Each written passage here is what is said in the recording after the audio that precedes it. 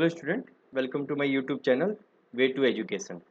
और आज के लेक्चर में मैं एक और इम्पॉर्टेंट टॉपिक डिस्कस करूंगा, that is basically the torque speed characteristics of the three phase induction motor. ठीक है, प्रीवियस दो लेक्चर में हमने क्या डिस्कस किया? We have discuss about the construction of the induction motor, basically three phase induction motor. और उसके बाद हमने डिस्कस किया working of the induction motor. And in working of the induction motor we have also discussed the concept of the rotating magnetic field। और एक चीज़ मैंने वहाँ पे और डिस्कस किया था कि जो हमारी रोटर की स्पीड है, एक मोटर की तरह हमारा इंडक्शन मोटर कब काम करेगा? जब हमारे जो रोटर की स्पीड है वो जो हमारे रोटेटिंग मैग्नेटिक फील्ड जो सिंक्रोनस स्पीड है उससे कम होनी चाहिए। ठीक है, तो ये बहुत ही इंपॉर्टेंट कंडीशन थी। और मैंने आपको यहाँ पर बताया भी था कि अगर ये स्पीड दोनों इक्वल हो जाती है तो क्या होगा? आपका जो टॉर्क है वो जीरो हो जाएगा। ठीक है, और एक चीज़ मैंने आपको और बताया था कि advantage of three phase induction motor में ही आपको बताया था कि what is the advantage of three phase induction motor. The basic advantage of three phase induction motor is that we there is a starting torque. और ये self excited Motors होते हैं, मीन्स इसको सेल्फ स्टार्ट होते हैं, इनको अलग से स्टार्ट करने के लिए कोई भी सर्किट की जरूरत नहीं पड़ती है। तो ये कुछ एडवांटेज है, और यहाँ हम ग्राफिकली टॉर्क स्पीड की कैरेक्टरिस्टिक्स के थ्रू ये सारी चीज़ों को समझने की कोशिश करेंगे। ठीक है, तो सबसे जो इम्पोर्टेंट पॉइंट है यहाँ पर टॉर्क स्पीड कैरेक्टरिस्टिक्स में वो ये है कि अगर रोटर की स्पीड, यानी अगर मैं एज्यूम करता हूँ कि रोटर की स्पीड एन आर है, तो अगर रोटर की speed, if this rotor speed is greater than N S, means जो हमारी सिंक्रोनस स्पीड है, जो रोटेटिंग मैग्नेटिक फील्ड जो क्रिएट हो रहा है उसकी जो स्पीड है उससे अगर रोटर की स्पीड ज़्यादा होती है, ठीक है, it means that this is a case of generator. ठीक है, तो यहाँ पर मैं आपको ये चीज़ बताना चाहता हूँ कि एक इंडक्शन मोटर एक जनरेटर की तरह भी एक्ट कर सकता है अगर ये केस आए तो। और ये केस तभी आ सकता है जब हम एक्सटर्नल टॉर्क उस इंडक्शन मोटर को दे। तो मोटर और generator is basically depends upon this speed of the rotor. ठीक है, दूसरा मैंने क्या डिस्कस किया था कि अगर इस रोटर की speed if this is less than N S, ठीक है, अगर ये लेस देन एन एस है then it work as a motor. तो आप ये कह सकते हैं कि three phase induction motor can also work as a generator. Only thing is that this N R means the speed of the rotor is greater than the speed of the synchronous. अब generator की अगर मैं बात करूं induction generator की, तो बहुत ज़्यादा एडवांटेज नहीं है, बहुत ज़्यादा हम यूज़ नहीं करते जनरेटर में, because we need some reactive power to have this speed. Means अगर मैं चाहता हूं कि रोटर की स्पीड ज़्यादा हो हमारे रोटेटिंग मैग्नेटिक फील्ड से, तो we have to give some external power, reactive power, और वो टोटली हमारा लॉस है। बार बार हमें उस स्पीड को एक्सेस में मेंटेन करने के लिए हमें रिएक्टिव पावर देना होगा, जो कि हमारे लिए एडवांटेजेस नहीं है। तो जनरेटर का बहुत बड़ा यूटिलाइजेशन नहीं है, जनरेटर का बहुत बड़ा एप्लीकेशन नहीं है इंडक्शन मोटर के केस में। But yes, if you are talking about the motor, तो मोटर में मैं कह सकता हूँ कि बहुत ही बड़ा एप्लीकेशन है। और जितने भी इंडस्ट्रियल मोटर है मैं आपको ऑलरेडी डिस्कस कर चुका, अराउंड 80%, 80 to 85% जो हमारे इंडस्ट्री में जो मोटर यूज हो रहे हैं that is basically the induction motor.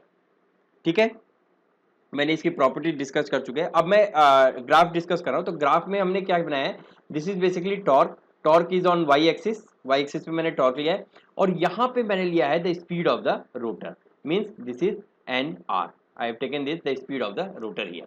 ठीक है, और वहाँ पे मैंने जब थ्योरी में डिस्कस किया था तो वहाँ पर एक चीज और डिस्कस किया था जिसको मैं कह रहा था स्लिप स्पीड।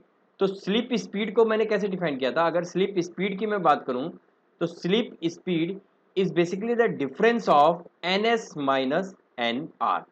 यानी एन एस मीन्स जो आपका रोटेटिंग मैग्नेटिक फील्ड का जो स्पीड है, और आपका जो सिंक्रोनस जो आपका रोटर का स्पीड है, उन दोनों का डिफरेंस को हम क्या कहते हैं? Slip speed. और यहाँ पर स्लिप को हम कैसे डिफाइन कर सकते हैं? The slip is defined as N S minus N R upon N S. ये मैं ऑलरेडी डिस्कस कर चुका। तो आप अगर चाहिए तो स्पीड ऑफ द रोटर और स्लिप के साथ भी हम बना सकते हैं ग्राफ, और दोनों ग्राफ सेम ही होगा, स्लिप स्पीड और स्पीड ऑफ रोटर दोनों प्रोपोर्शनल होते हैं। ठीक है, करेक्ट।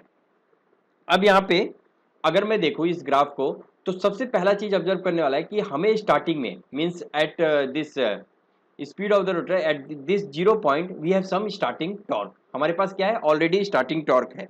तो स्टार्टिंग टॉर्क का मतलब क्या हुआ कि अगर आपके मोटर के पास पहले से स्टार्टिंग टॉर्क है, if starting torque is available, it means this induction motor are self starting. So this starting torque means this is the self starting motors. तो बहुत ही बड़ा एडवांटेज है, कोई अलग से सर्किट आपको कनेक्ट करने की जरूरत नहीं है। The induction motor, the three-phase induction motor are basically the self-starting motor. So you can see in this graph, this starting torque signifies this thing, correct? अब अगर मैं देखूं कि यहाँ पे क्या हो रहा है, if we are increasing the speed of this rotor, अगर मैं इस रोटर की स्पीड को इंक्रीज कर रहा हूं तो हमारा जो टॉर्क है वो क्या है, that is proportional, it is also increasing till this point, correct? Now in this region, ठीक है, यहां तक क्या हो रहा है, प्रोपोर्शनल है, स्पीड ऑफ द टॉर्क उसके साथ इंक्रीज हो रहा है, ये भी हो रहा है। अब अगर इस रीजन की मैं बात करूं, ये जो स्ट्रेट रीजन की आप लाइन देख रहे हैं, पहले यहां तक मैं देखता हूं, in this region this is basically the linear region. ये आप देख रहे हैं यहां से यहां तक, अगर मैं इस रीजन की बात करूं तो ये लीनियर रीजन है। लीनियर रीजन कैसे है, अगर मैं स्पीड को इंक्रीज कर रहा हूं तो हमारा टॉर्क जो है लीनियरली डिक्रीज कर रहा है, लीनियर नेचर में डिक्रीज कर रहा है।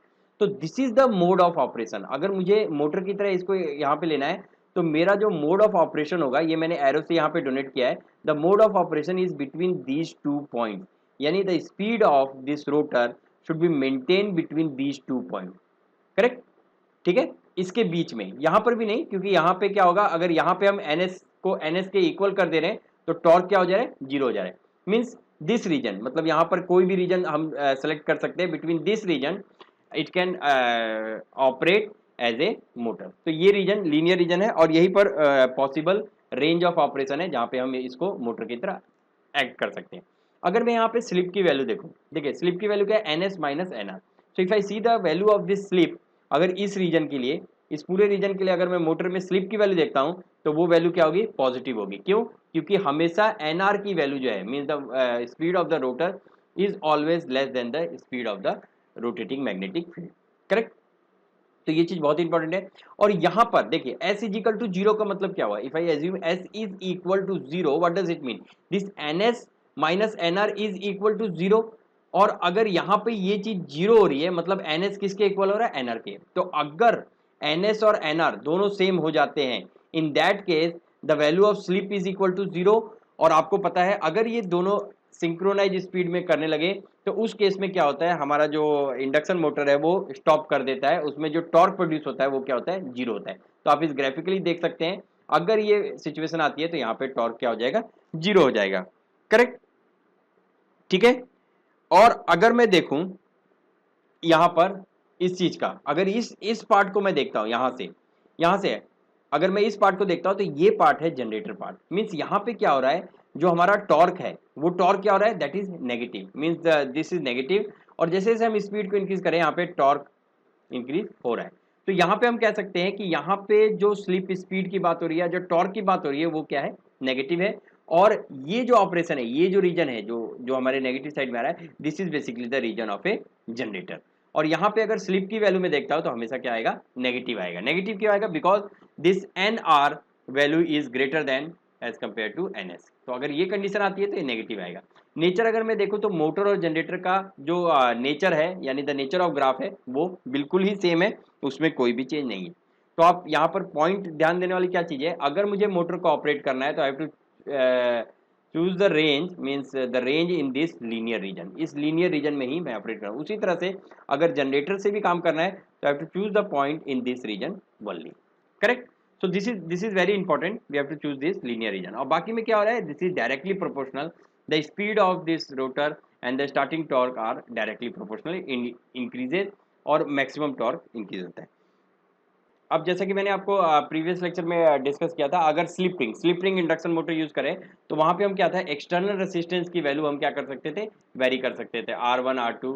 तो अगर मैं यहाँ पर ग्राफ में चेंज देखूं कि अगर मैं रेसिस्टेंस की वैल्यू को वेरी करता हूं तो क्या होगा, तो अगर मेरा R1, if the value of this R1 is large as compared to R2, as compared to R3 and R4, so what's happen when R1 is greater than R2 R3 R4, तो जो हमारा R1 पे जो characteristics आएगा उसमें क्या होगा, starting torque ज़्यादा होगा। अगर ये रेसिस्टेंस की वैल्यू ज़्यादा होती है, आपको मैंने बताया था रेसिस्टेंस की वैल्यू ज़्यादा देंगे तो वहाँ पे स्टार्टिंग टॉर्क ज़्यादा होता है, स्टार्टिंग टॉर्क ज़्यादा होगा and the graph is like this, correct, ठीक है।